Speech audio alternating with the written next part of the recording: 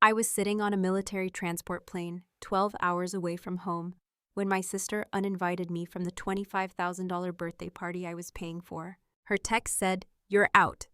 Only real family and friends belong here." I stared at the screen for a second. Just 1 second. That was all it took. That was usually my job. I'm Captain Kaylin Hayes, Army Logistics, which basically means I make chaos run on schedule. I move supplies, equipment, people. And for the past 10 years, I'd been doing the same thing for my family.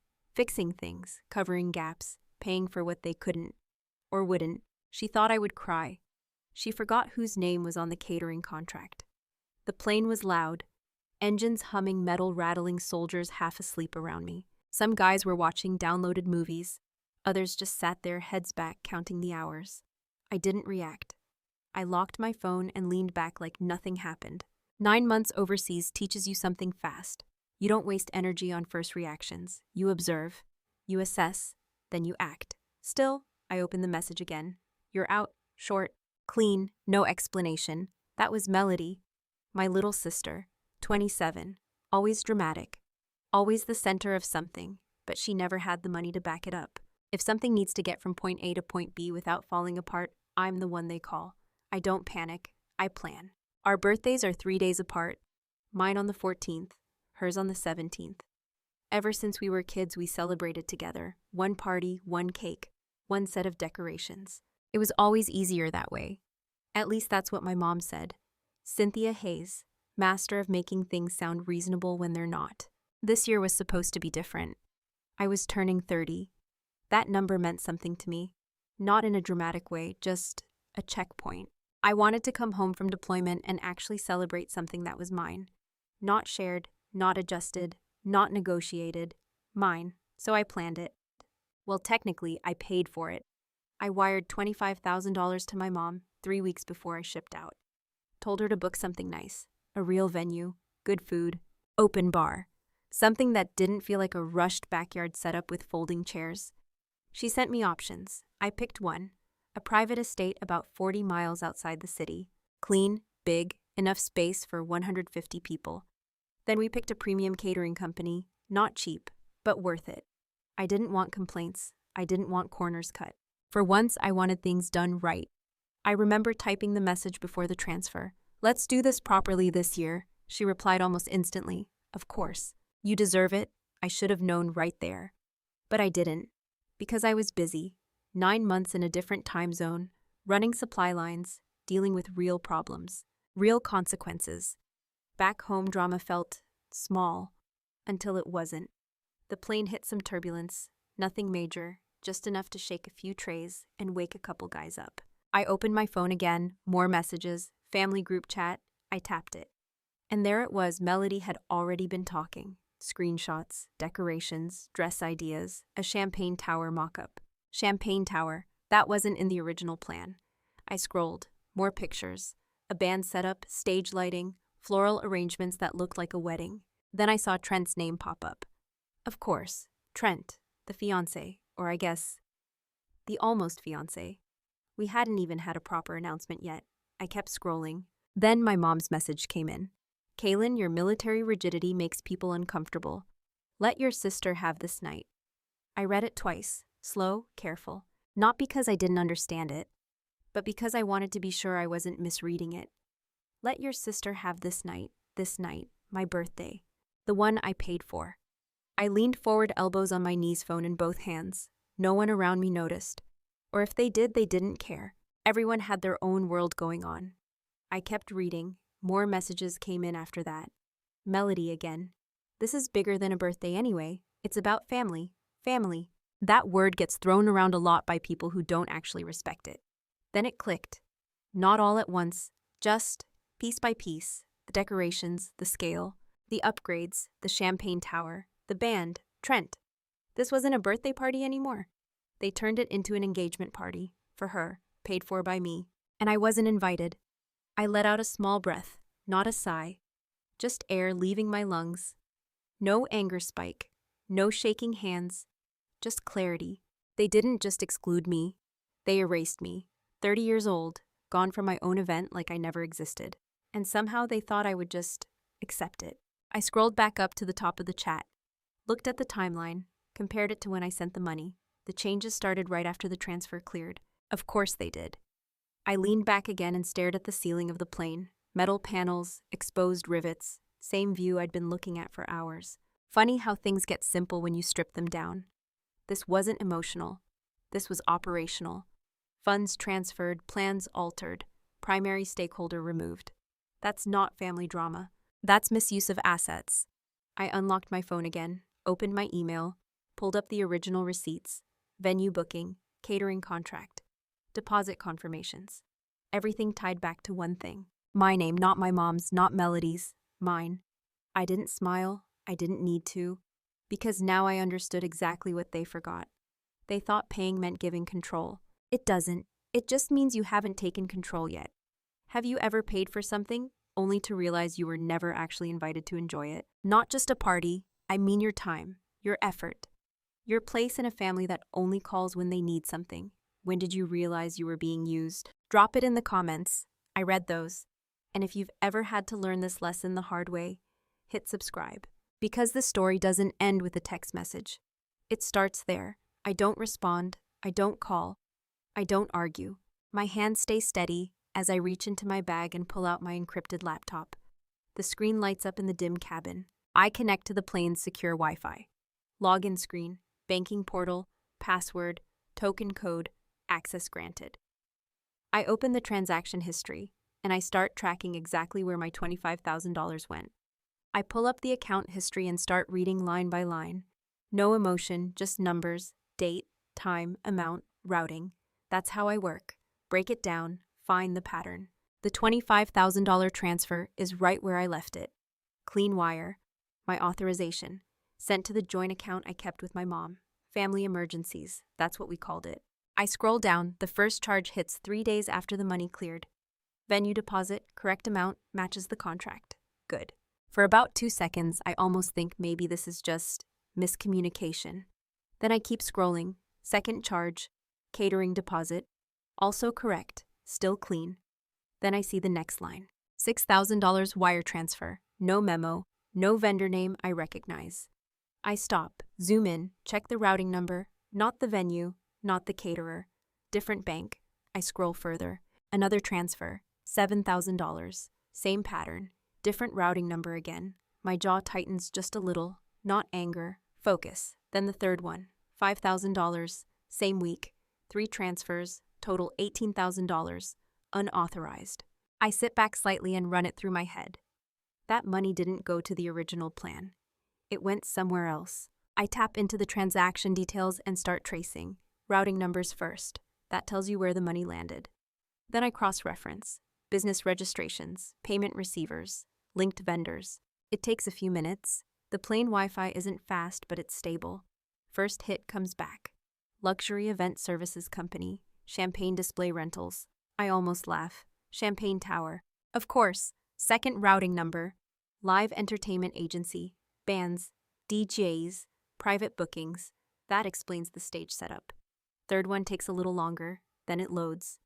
Wedding photography studio. Deposit $5,000. I stare at the screen for a second, not confused, just confirming. They didn't just upgrade the party, they started paying for a wedding. With my money, I go back to the main account page and check authorization logs. Every transfer needs approval. Even from a joint account, anything over a certain threshold flags authentication. I open the verification records, and there it is, my name, digital signature attached. Time-stamped while I was overseas. I didn't authorize that. Didn't even know it happened. Which means only one thing. Forgery, clean, simple, illegal. I zoom in on the authentication method. Supplementary bank draft. That's not something you casually set up. You need access. Personal info. Security answers. Everything my mom had. Because I trusted her. I let out a slow breath. Not because I'm shocked. Because now I know exactly what I'm dealing with.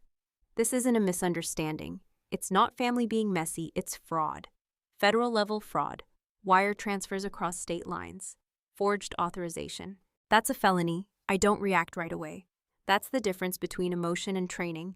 Emotion wants a phone call. Training builds a case. I open a new folder on my desktop. Label it clean. records. Then I start downloading everything. Full transaction history, authorization logs, signature records, timestamps, PDF copies, screenshots, redundant backups. I don't miss details. I don't assume I'll remember later. Everything gets documented. Because if this escalates, and it will, I'm not relying on memory. I go back to the email receipts, open the original contracts again, venue first, standard agreement. My mom listed as point of contact, but payment source me. Then the catering contract. This one matters more.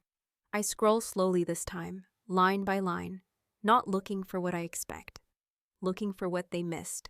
Terms, conditions, amendments, delivery details, primary signatory. There. I stop, read it again, then one more time. Primary contract holder, Captain Kaylin Hayes. Not Cynthia, not Melody, me. I scroll further. Authorization clause. Only the primary signatory can modify service terms. Location, delivery, timing, all of it tied to one name, mine. I lean back in my seat and close my eyes for a second. Not tired, just recalibrating. They thought they took control when the money hit the account. They didn't read the contract, or they didn't care enough to. Either way, they left something behind, and that something is worth $14,000 in food staff and service. Fully paid, fully booked, fully mine. I open the catering company's contact file, save it. Then I download the full contract, secure drive, encrypted backup, redundant copy, nothing gets lost. I check the timing clause, changes allowed up to 24 hours before the event. That's important, very important. I don't make a move yet, not from the seat, because timing is everything. And right now, I'm still in the air. I close the banking portal and sit still for a minute. Around me, nothing's changed. Same noise, same tired faces, same long flight home. But for me, the situation is completely different now. This isn't personal anymore. It's structured. They made moves. Now I respond. I pull out a small notepad and write 3 lines. Fraud documentation complete. Financial access revoke. Catering contract leverage. That's the plan. Simple, direct, executable. No confrontation needed, no yelling, no explaining myself to people who already made their choice. I check the time. We're getting close to descent.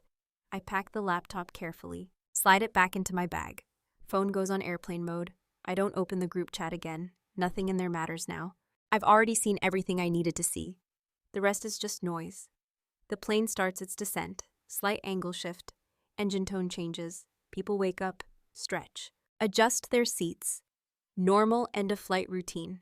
For me, it's the start of something else.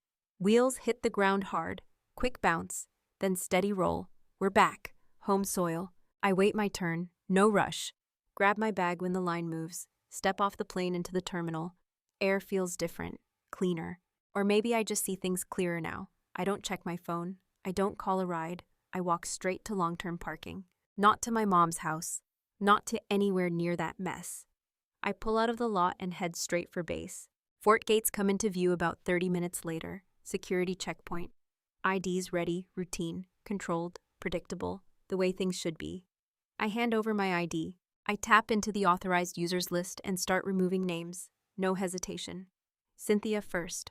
Her profile sits there like it belongs. Full access, linked cards, transaction visibility. I move straight into autopay.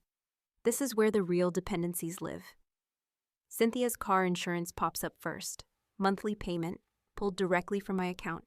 I cancel it, effective immediately. No grace period. Next, Melody's phone plan, premium package, unlimited everything, paid by me, not anymore. Cancel autopay. I leave the account active. That's important. Random charges that made sense at some point and never got questioned again. All tied back to me, all gone, every single one. It takes about 20 minutes. Clean, precise. No mistakes. When I'm done, I sit back and look at the account. It's quiet now. No extra hands in it.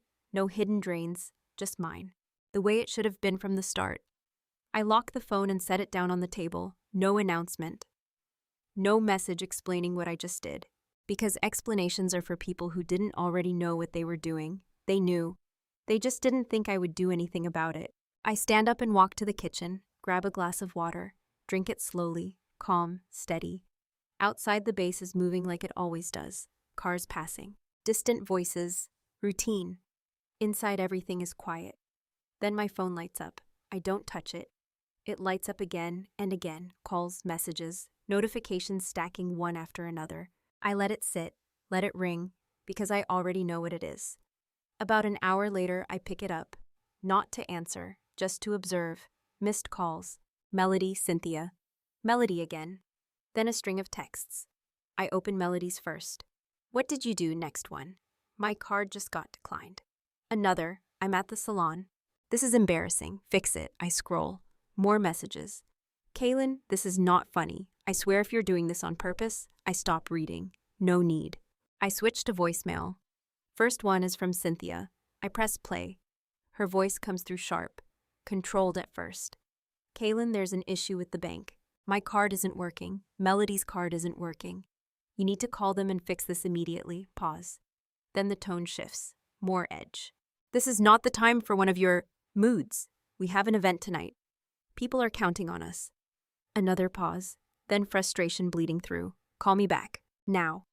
The message ends. I don't react. I don't feel the need to defend myself, or explain, or justify, because there's nothing to explain. This isn't a glitch. It's a correction. I set the phone down again and walk into the bedroom, open the closet. My dress uniform is hanging exactly where I left it. Pressed, clean, ready. I take it down and lay it on the bed. Then I go back to the phone, open messages, find Cynthia's contact. I type one sentence, no edits. No second guessing. The bank glitch is permanent. Have a great party. I read it once, then I send it. Delivered. I don't wait for a response. I don't need to see it. I hold the power button and shut the phone down completely. Screen goes black. Silence. No more noise. No more interruptions. Just control. I go back to the uniform and start getting dressed. Shirt first, crisp lines, buttons aligned. Then the jacket. Every movement deliberate. Every detail in place. This isn't just clothing. It's identity, rank, structure, everything my family never respected. I check the mirror. Everything looks exactly right. No adjustments needed. I grab my keys and head out. The drive to the officers' club is short. 5 minutes. Enough time to think. Not about them. About what comes next. I pull into the lot. Cars already there. Good turnout. I step out and walk inside. The atmosphere hits immediately. Warm, bright. Voices, laughter, glasses clinking, and the smell of real food. Not rushed, not cheap, professional. Executed properly, exactly how I planned it. One of the catering staff sees me and walks over. Captain Hayes, yes, everything is set. Service will begin in 10 minutes. Perfect. I nod once and step further into the room. Familiar faces, people I've worked with, people who showed up, not because of money, because of respect. A few of them notice me and wave. Hey, Captain, welcome back. About time you made it home. I walk over, shake hands, exchange quick words. No drama, no tension, just normal, real. The way things are supposed to feel. I grab a glass of water from the bar and take a sip. Then I look around the room again. Full setup, tables arranged cleanly, staff moving in sync, food coming out right on schedule. No chaos, no confusion. Because everything here is controlled. Intentional, earned. I hear laughter from one of the tables. Someone makes a joke about deployment food versus this spread. I smirk slightly. Yeah, big difference. I step aside for a second and just listen. The sound of people enjoying themselves. The kind of sound that doesn't need forcing. That's when it hits. Not satisfaction, not revenge. Just balance. Things corrected. Meanwhile, 40 miles away, there's a very different kind of noise starting to build. At 5:30, they would have arrived early. My mom always does that. Likes to inspect things like she built them herself. Melody would be right behind her, dressed up, perfect makeup. My truck is exactly where I left it. I toss my bag in the back, get in and start the engine. No hesitation, no detour. I don't go home. The guard scans it, nods, waves me through. And just like that, I'm back inside a system that actually makes sense. I drive past the barracks, past the admin buildings, and park near base housing. Engine off, silence. For the first time since that text, I let myself sit still. Not to process feelings, to confirm the next step. I reach into my bag, pull out the printed statements and the catering contract. Everything I need is right here. Clean. Documented. Legal. I step out of the truck and lock it behind me. Then I start walking toward the legal office. I push open the glass door to the legal office and step inside. Cold air, quiet room, fluorescent lights, clean lines. This place makes sense. A civilian at the front desk looks up. "Can I help you, Captain Kaylin Hayes? I need to speak with legal about a financial issue." She nods, checks a screen. Then gestures to a seating area. "Have a seat. Someone will be with you shortly."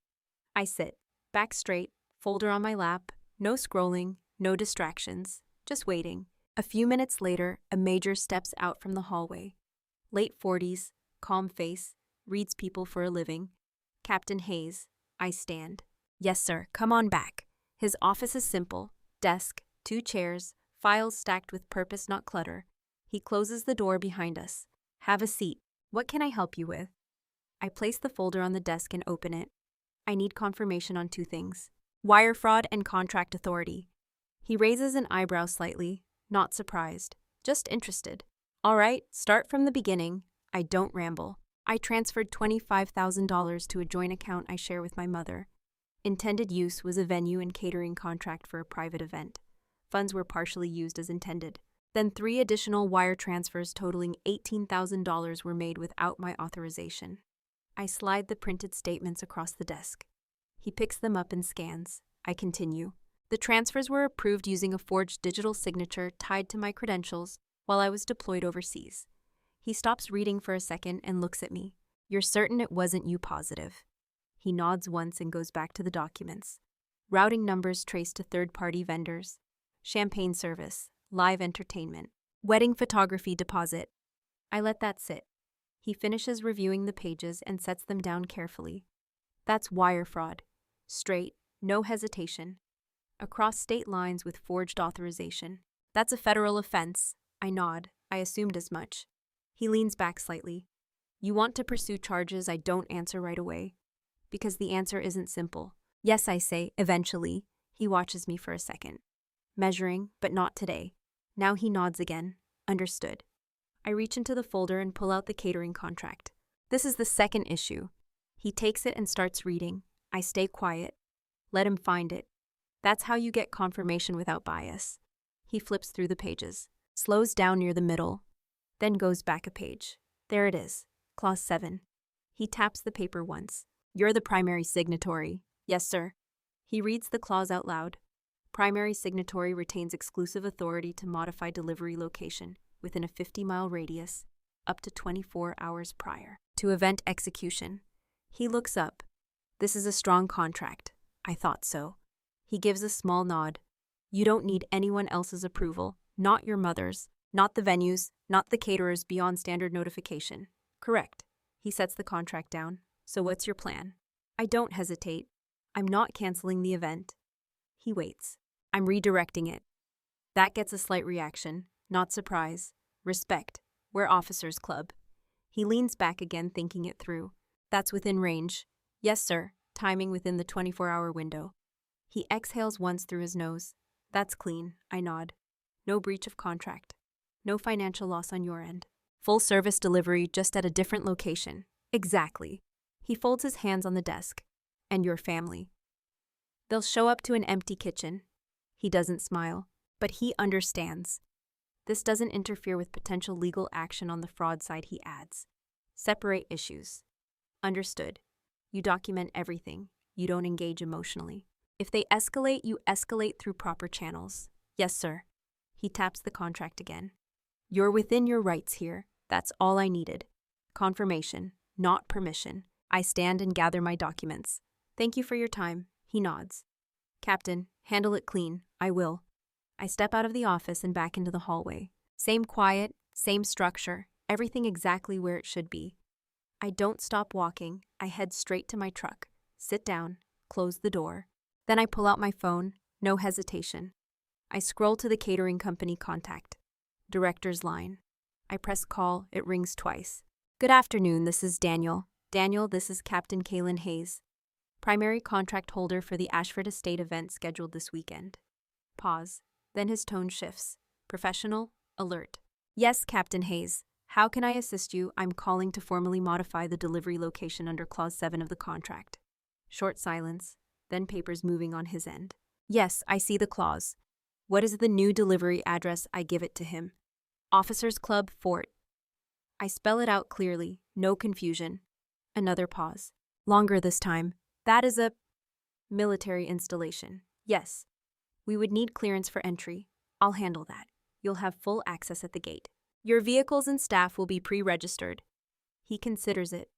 Then, and you are the primary signatory? Yes. Can you verify your identity? I give him what he needs.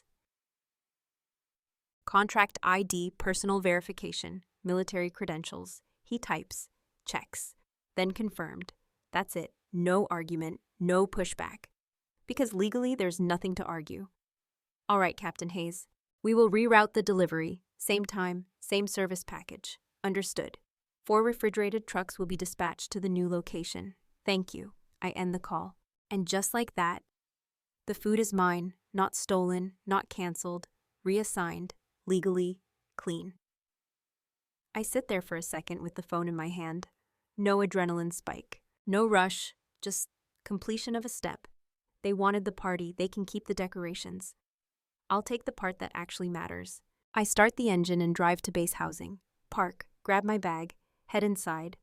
My place is quiet, exactly how I left it. No noise, no clutter, no expectations. I set the folder on the table and take off my jacket. Then I sit down, pull my phone out again, open my banking app. This part isn't about contracts. It's about control.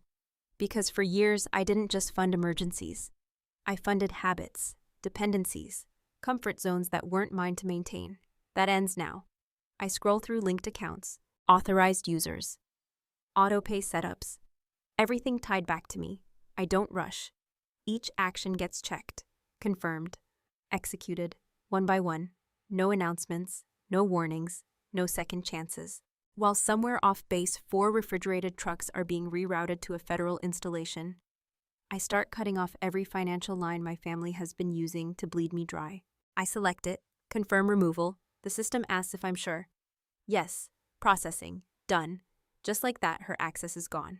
No alert sent to her phone, no courtesy message. Just silence. I move to the next one. Melody, same setup, different name, authorized user, secondary card tied to my account. I remove her too. Confirm. Done. I don't pause. Let the service provider deal with the fallout. I'm not here to manage their transitions. I keep going. Streaming services, subscription boxes. I check my watch as the first round of plates goes out. 6 o'clock. Right on time. I don't need to be there to know exactly what's happening at the estate. Because timelines don't lie. Probably that rose gold dress she kept posting about. The one that looked more like an engagement party dress than anything close to a birthday. By 5:45, they'd start walking the space, checking decorations, lighting, music setup, making sure everything looks expensive enough for transparency. That part mattered to them more than anything. Image, presentation, status. By 6 o'clock, that's when it hits. I take another sip of water and lean slightly against the bar. In my head, I can see it clearly. They walk into the main hall first, and at a glance, everything looks right. Decorations in place, tables set, centerpieces lined up exactly how Melody wanted. Soft lighting, music system ready, the illusion holds. For about 10 seconds, then someone notices. No staff moving around, no trays, no drinks being poured, no kitchen noise, nothing, just stillness. Melody probably says something first, something small. Where is everyone? My mom brushes it off. They're probably running late. Because in her world, problems are always temporary, until they're not. They head toward the kitchen area, push through the doors, and that's where reality hits. Empty, completely empty. No chefs, no prep stations, no ingredients, no champagne tower, no crates, no equipment, nothing. Just a clean, unused space. Like no one ever planned to cook there. I set my glass down slowly. I don't smile. I don't need to. Because I know exactly what comes next. Confusion turns into tension. Tension turns into panic. And panic turns into volume. My mom doesn't handle embarrassment quietly. She finds the nearest person in charge. In this case, the venue manager. I imagine her walking fast, heels hitting the floor sharp, voice already raised before she even reaches him. Where are the caterers? No greeting, no calm tone, Just demand. The manager, probably already aware something is off, tries to stay professional. Ma'am, let me check on that for you. That's not good enough for her. They were supposed to be here an hour ago. We have guests arriving. Guests. That word again. Always about appearances, never about reality. The manager steps away, pulls out a tablet or folder, starts checking records. Meanwhile, Melody's pacing, phone in hand, probably texting vendors, calling numbers that won't pick up. Because there's no one to pick up. The caterers aren't late. They're exactly where they're supposed to be, just not where she is. Back at the officers' club, someone hands me a plate. I take it. Perfect presentation, clean lines. Exactly what $14,000 worth of catering looks like when it's done right. I nod in thanks and take a bite. Hot, fresh, timed perfectly. I don't rush it. Because I know somewhere else time is moving a lot faster. Back at the estate, the manager comes back. Calm, professional, holding the answer. And this is the moment everything breaks. Ma'am, he says. And I know that tone. Measured, careful. The kind of tone people use right before they deliver something you don't want to hear. I've checked the master file. My mom's already impatient. Well, short, sharp, then it lands. Captain Hayes redirected the catering contract to a different location this morning. Silence, not confusion. Shock. Because that name doesn't belong in this moment. Not in their version of the night. The manager continues. The contract is under her name. She exercised her right to change the delivery location. I take another bite of food, slow, controlled. The caterers are no longer assigned to this venue. That's the clean version. The professional version, the real version, is simpler. There is no food, at all.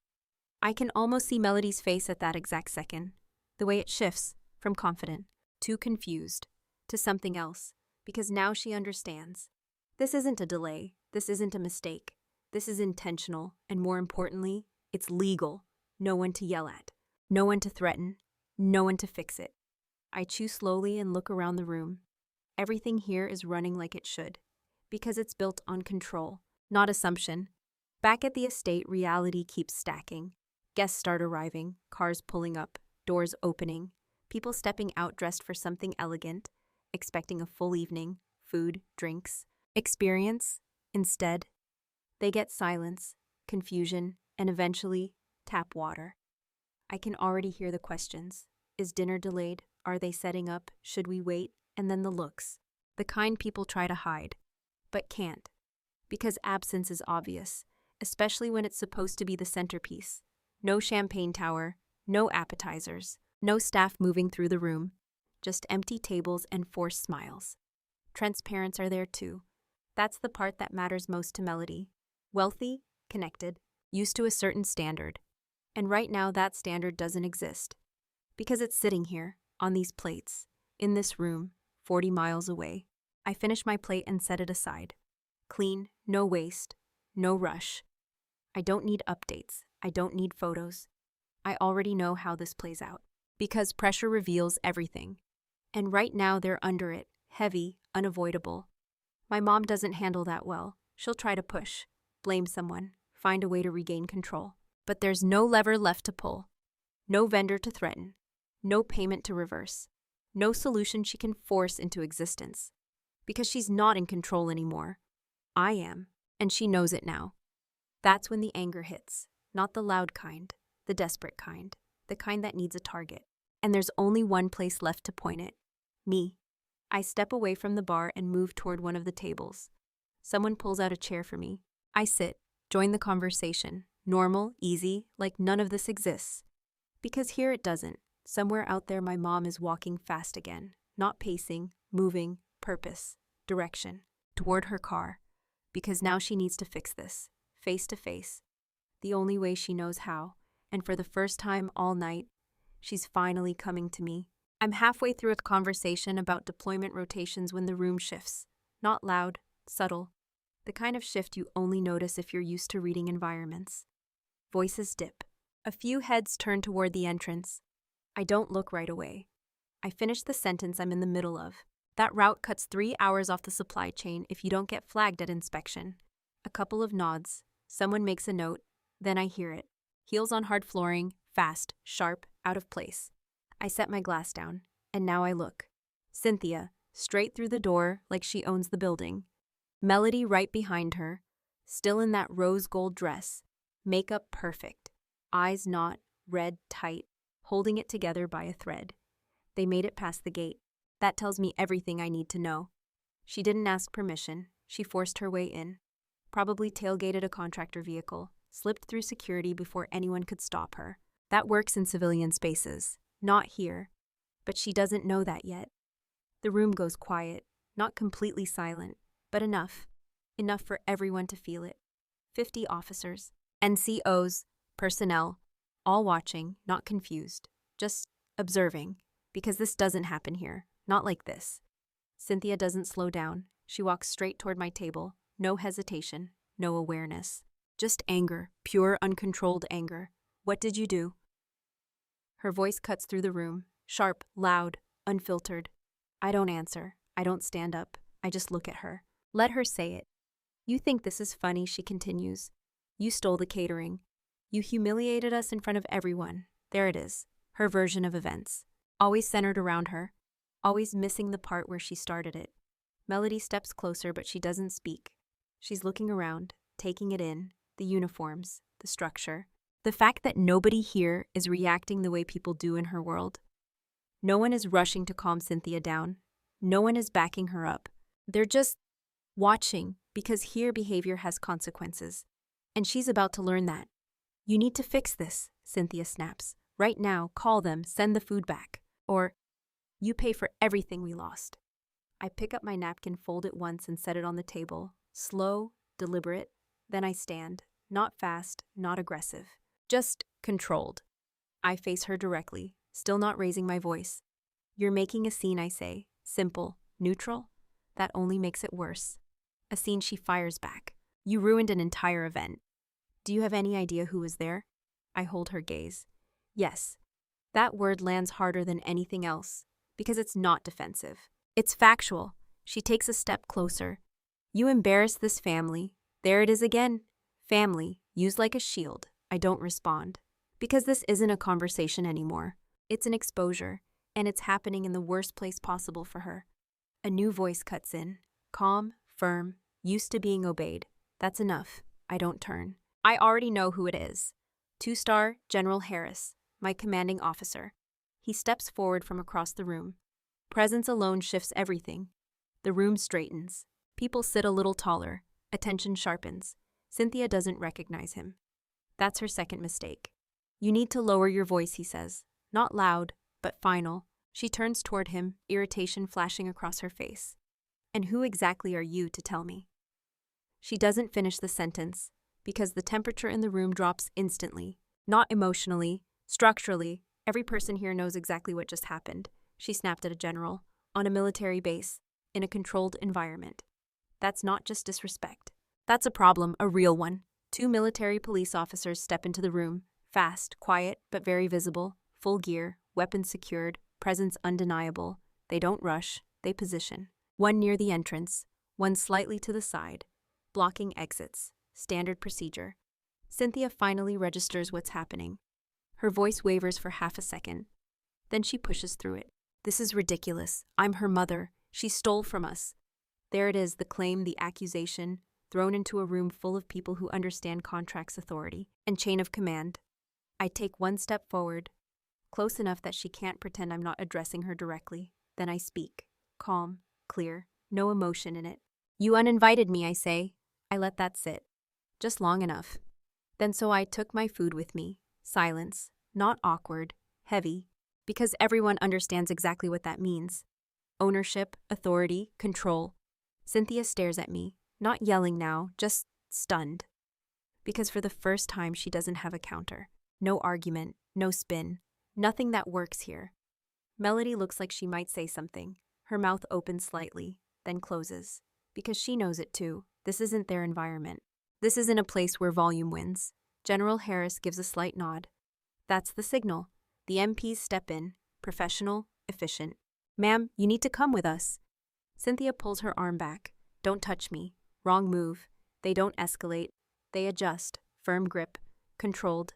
Non-negotiable. We are escorting you off the premises. Melody starts crying. Soft at first, Then louder, not dramatic, just overwhelmed. Cynthia fights it for a second.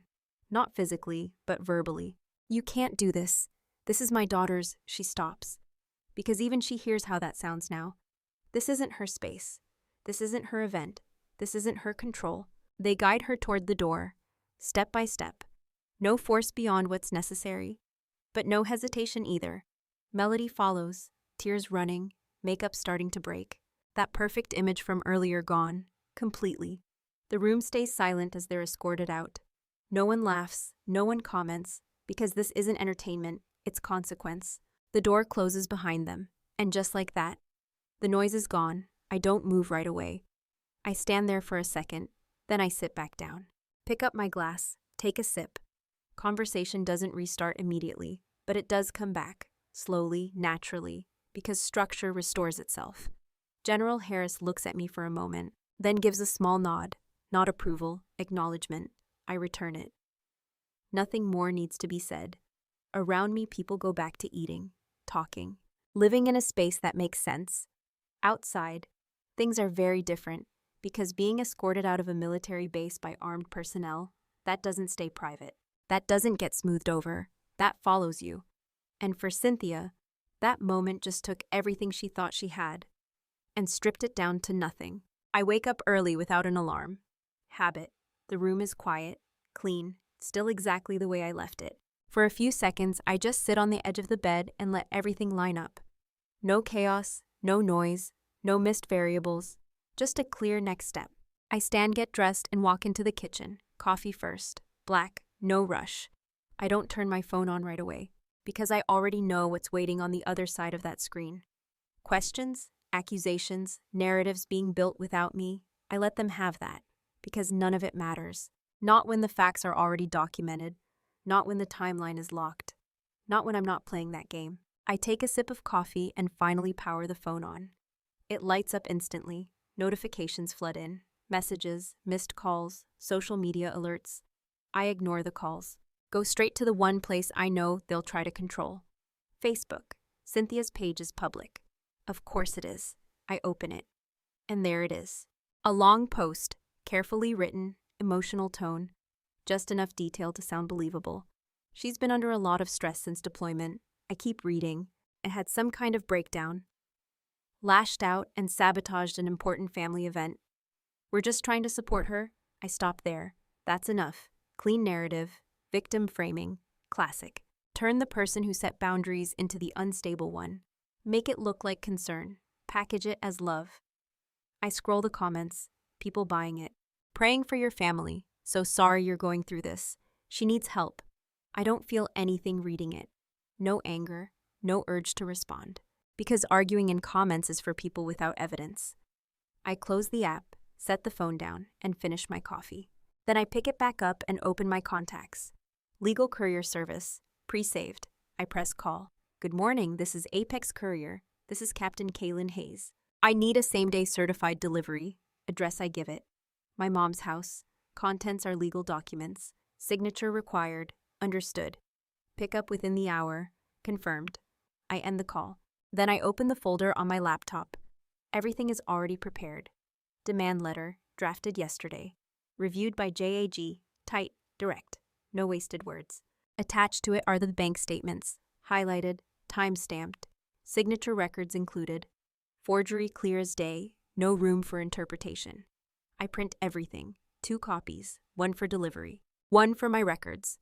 I slide the documents into a folder and seal it. By the time the courier arrives, everything is ready. He knocks once, professional, efficient. I hand over the envelope. Signature required. Yes, ma'am, that matters. He nods. It always does. He leaves. And just like that, the real conversation begins. Not online, not emotional. Legal, structured, unavoidable. I don't follow up. I don't check tracking because I know how this works. They'll receive it. They'll open it. And for the first time, they'll see something they can't talk their way out of. Across town, that envelope lands on the front step. Signed for. Taken inside. Opened. I can picture it. Cynthia at the table, still trying to hold on to control. Melody nearby, phone in hand, probably still checking reactions to that post. Then the reading starts. First page. Formal header, legal language, demand for repayment. $18,000. 14 days. Second page. Evidence, numbers, transactions, signature logs. No emotion, just facts. That's where it hits. Not gradually. All at once. Because this isn't something you argue with. This isn't something you spin. This is something you either fix or face. And then Trent sees it. That part matters, because he wasn't there for the whole story. He saw the party, the failure, the embarrassment. But now, he sees the reason. He reads the numbers, the forged signatures, the unauthorized transfers, and something clicks. Not emotionally, logically. He's not marrying into a complicated family. He's marrying into a liability, a legal risk, a financial mess. I don't need to hear the conversation to know how it goes. What is this short, direct? Cynthia tries to explain, spin it, minimize it. It's not what it looks like. That line never works when the documents are clean. Melody probably steps in, tries to soften it. But there's nothing soft about felony charges. Nothing vague about wire fraud. Nothing fixable with a quick apology. And Trent, he's not invested enough to ignore that. Not at this stage. Not when there's still an easy exit.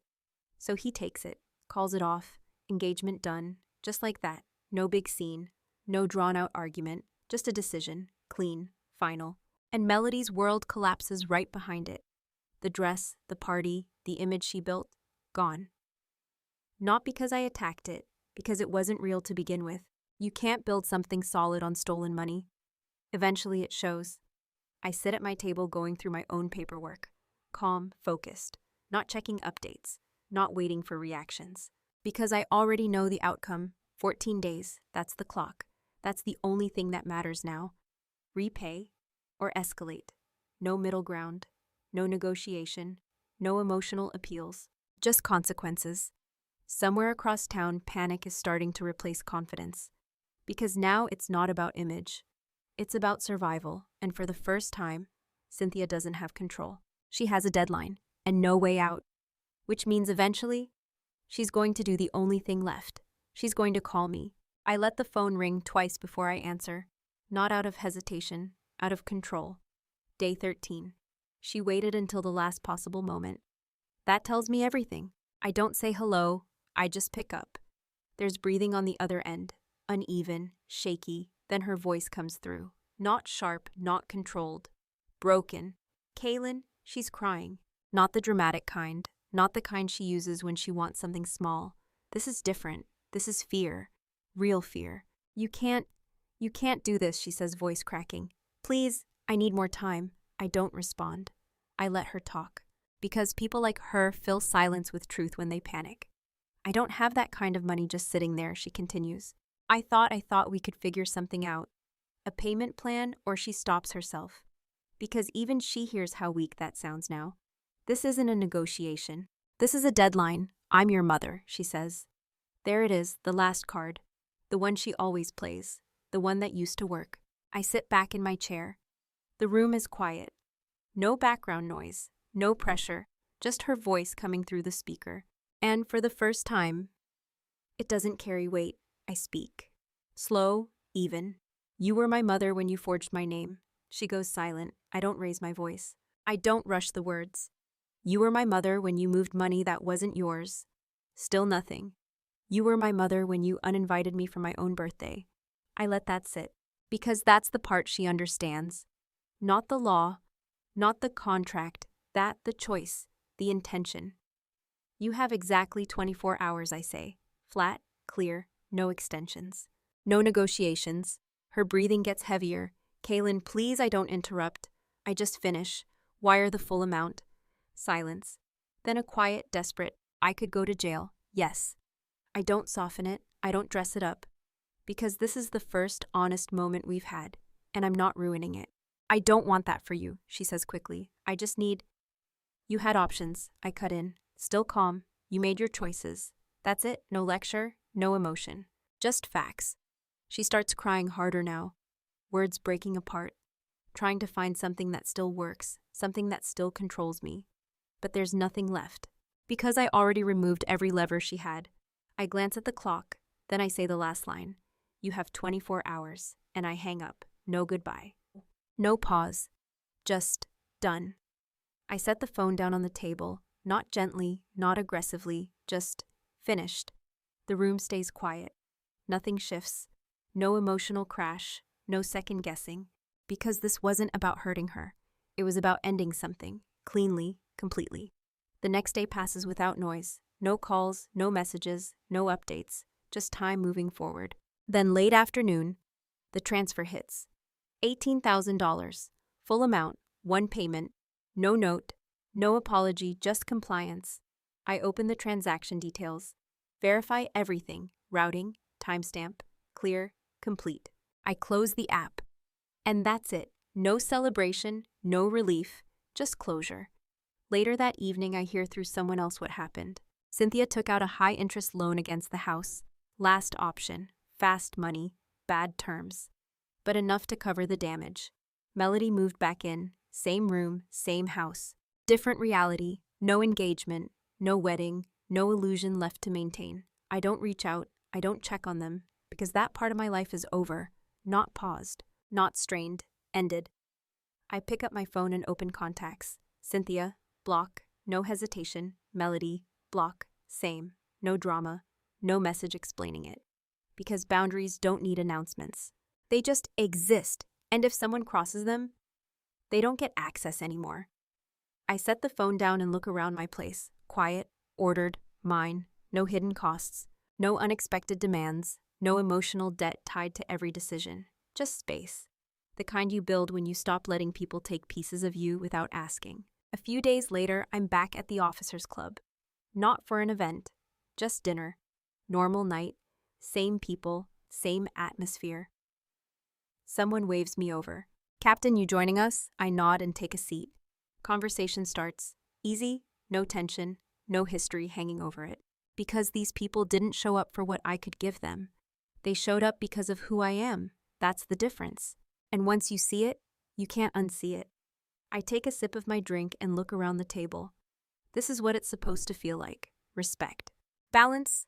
Choice. Not obligation, not guilt, not control, just mutual. I lean back slightly and let the moment settle. Then I think about everything that led here, the text. The money, the silence, the decisions, none of it was impulsive. None of it was emotional. It was necessary. Because loyalty isn't a blank check for abuse. It never was. If you're paying for a table and they won't even let you sit at it, then it's not your table. It's just your money. And at some point, you have to decide whether you keep funding that or you take the table with you. So let me ask you something. Have you ever had to cut off someone you thought you couldn't live without? Not emotionally, legally, structurally, completely. Drop it in the comments. I read those. And if you understand what it means to finally choose yourself, subscribe. Because stories like this, they're not about revenge. They're about control and knowing exactly when to take it back. I don't check on them. Not the next day, not the next week, not even out of curiosity. That part is over. People think closure feels loud, like some big emotional release. Like you finally say everything you've been holding in. It doesn't. It feels quiet, almost boring. Like you expected something bigger and instead you just get peace. I wake up earlier now, not because I have to, because I sleep better. No late night messages. No last minute emergencies. No financial leaks I have to patch before they turn into problems. Just sleep. I sit at my kitchen table with coffee and go over my schedule. Work, training, meetings, everything clean, everything mine. No extra variables. That's new. For years there was always something. A bill that accidentally got missed. A crisis that needed money fast. A situation where I was the only solution. Not because I was the only one who could fix it, because I was the only one who would. That's the difference. A few days later, I get a message from an unknown number. I don't open it right away. No urgency. That's another thing that changes. I used to think being reliable made me valuable. It doesn't. It just makes you convenient. And once people get used to that, they stop asking. They start expecting. When you stop reacting, everything slows down. Eventually, I tap it. It's short. This is Trent. I read it once, then again, still nothing emotional, just information. Another message comes through. I didn't know. I don't respond. Because I believe him. But belief doesn't require engagement. A third message. I'm sorry, I locked the phone and set it down. That's enough. He made his decision, a good one. But that doesn't mean he gets access to me now. That's another lesson people don't like. Just because someone finally sees the truth doesn't mean they get a place in your life. Timing matters, and his came too late. I go back to what I was doing, because my life isn't paused anymore. It's moving forward. At work, things stay consistent. Same expectations, same structure, but something shifts in how people deal with me. Not because they know the story, they don't. Because I carry myself differently, more defined, less flexible where it doesn't matter. Clearer boundaries. You'd be surprised how quickly people adjust when you stop overextending. Respect isn't complicated, it just requires consistency. One afternoon, I'm reviewing a logistics report when one of the newer officers stops by my desk. "Ma'am, quick question," I nod. He hesitates for a second. "Then how do you decide what to take on and what to say no to?" Simple question. But I know what he's really asking. How do you not get pulled into everything? I lean back slightly. Does it align with your responsibility? He thinks about it, sometimes. Then do it, I say. And if it doesn't, then it's not yours. He nods slowly, like that makes sense. Because it does. We just make it complicated when emotions get involved. I go back to the report. Conversation over. But I know he'll remember that. Because I didn't give him a speech. I gave him a rule. And rules are easier to follow. Later that night, I stop by the officers' club again. Not for an event. Just routine. Familiar place. Familiar people. Someone hands me a drink. I take it. "Captain, you missed a good one last weekend," one of them says. I almost smile. I heard. They don't ask for details. That's the difference here. People don't dig into your personal life unless you offer it. And I don't. Not this part. Because this wasn't something I survived. It's something I corrected. There's a difference. I sit down at the table and listen to the conversation. Nothing dramatic, nothing heavy, just people talking about work plans, life. Normal. That word used to feel distant. Now it feels earned. At some point, someone asked me what I'm doing for my next birthday. Simple question. Casual. I take a sip before answering. Something smaller, I say. Better, they nod. That's all it needs. Because bigger isn't better. Controlled is. Intentional is. Real is. I leave the club a little later and walk back to my truck. The air is cooler now. Quiet. No noise chasing me. No problems waiting. Just space. I sit in the driver's seat for a moment before starting the engine. Not thinking about them. Not replaying anything. Just existing. That used to be hard. Now it's easy. Because there's nothing pulling at me anymore. No invisible obligations. No emotional debt. No family emergencies that only ever seem to benefit everyone else. Just me, my life, my decisions, and the consequences I'm willing to accept. That's what control actually looks like. Not power over people, power over access. I start the engine and drive back home. Same route, same lights, but everything feels different because I am. And once you reach that point, you don't go back. Not to old patterns, not to old roles. Not to people who only valued you when you were useful. You move forward. Clean, clear, done. I see the email before I even open my laptop. Subject line urgent, regarding your mother. No sender name I recognize. Just a law office.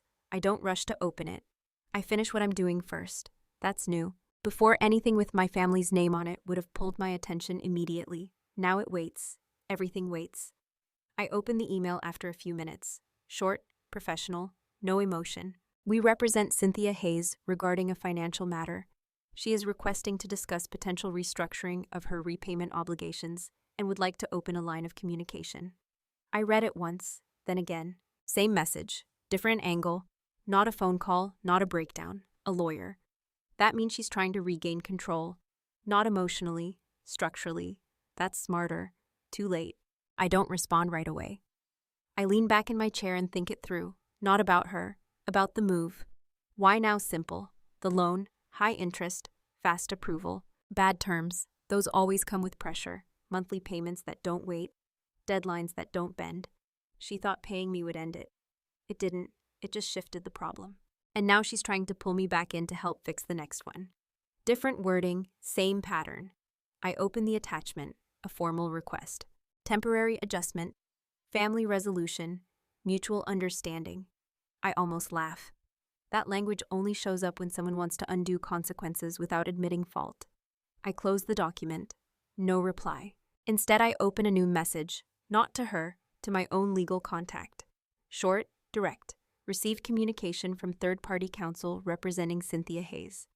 Confirm no further obligation exists. Advise no contact response. I send it.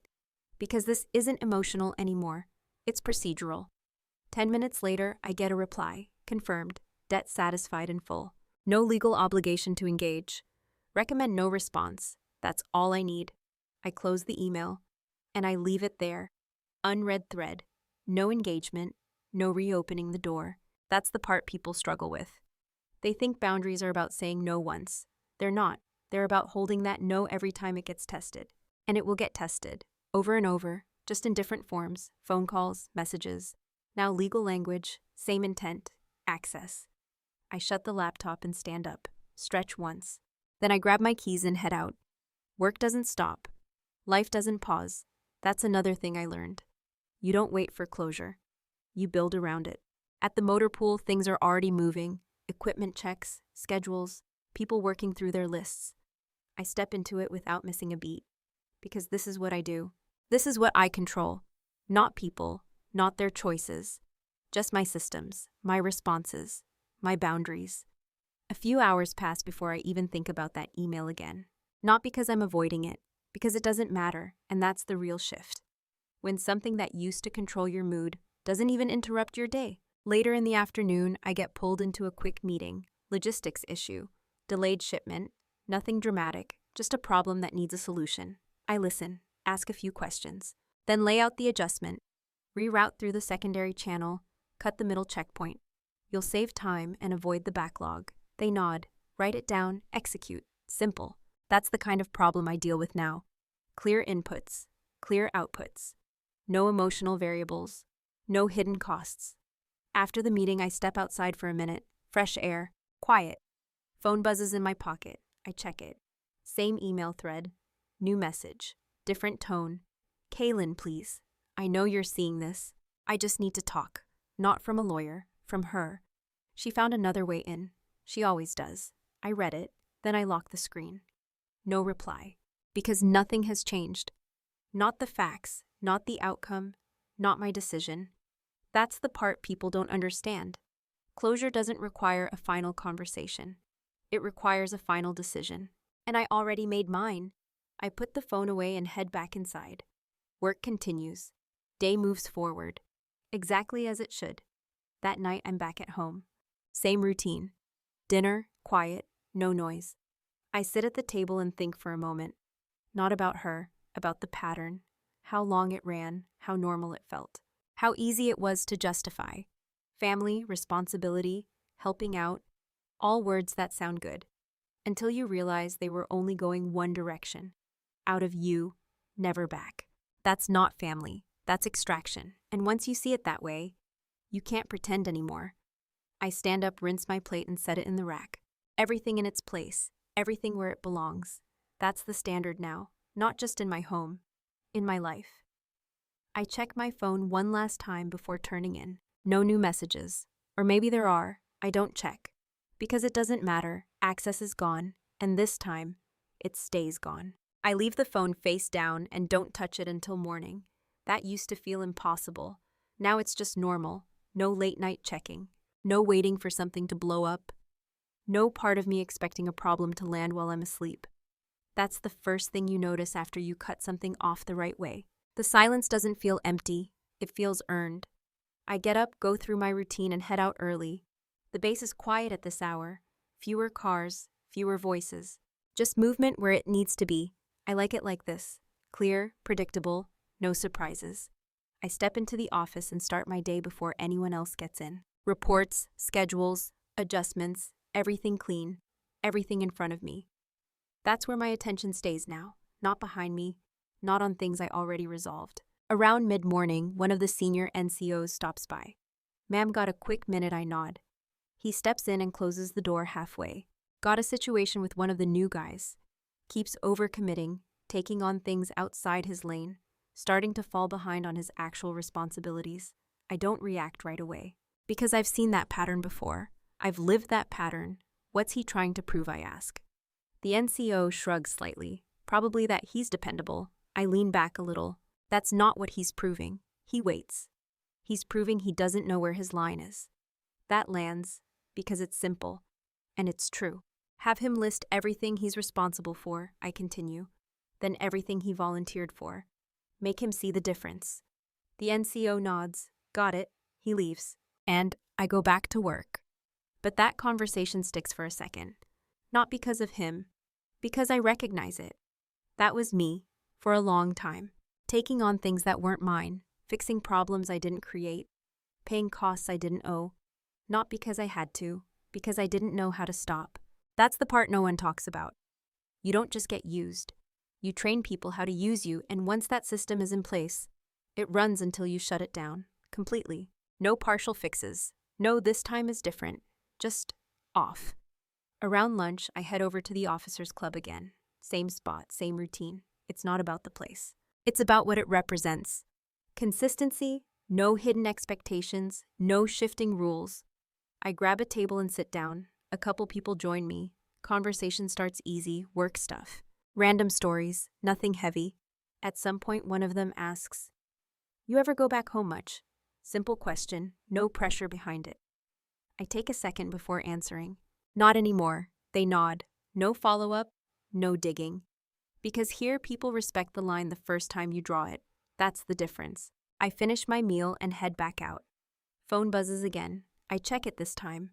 Unknown number, voicemail. I don't listen to it. Not right away. Instead, I look at the number. Area code I recognize. Home. I hold the phone for a second. Then I press delete. No curiosity. No just to see. Because I already know what it is. It's not new information. It's repetition. Same message. Different tone. Different approach. But the same goal. Access. And that's the one thing they don't get back. Not after everything. Not after the choices they made. Not after the line I drew. People think cutting someone off is about anger. It's not. It's about accuracy. Seeing the situation exactly as it is. Not how you wish it was. Not how it used to be. Not how they say it is, just what it actually is. And then making a decision that matches that reality. No extra emotion attached. That's what makes it hold. Later that afternoon, I wrap up early and head out. Drive back through the base. Same route, same checkpoints. Everything routine. Everything stable. I park and sit in the truck for a minute before getting out. Not thinking, just still. That's something I didn't have before. Stillness without tension. Quiet without waiting for something to go wrong. I head inside and drop my keys on the table. Same place, same motion, everything consistent. I pour a glass of water and lean against the counter. And for a second, I think about the difference. Not between me and them, between then and now. Back then, everything I did had a second layer. A cost I didn't see right away. Time, money, energy, always going somewhere else. Now it stays where it belongs. With me. I take a sip and set the glass down. No noise in the house, no interruptions, no one asking for anything. No one expecting anything, just space. People underestimate that. They think space is loneliness. It's not. It's control. It's clarity. It's knowing exactly what's yours and what isn't. I walk over to the table and sit down, laptop open, work still there if I want it. Or I can leave it. That's the other part. Choice. Real choice. Not the kind where you feel guilty either way. The kind where the decision is clean. I close the laptop. Leave it for tomorrow. Because I don't need to fill every space anymore. That was another habit. Always doing something. Always fixing something. Now I don't. Now I choose. And that's something they don't get back. Not access, not influence, not control, nothing. Because once you take your life back at that level, you don't return pieces of it. You keep all of it, exactly where it belongs.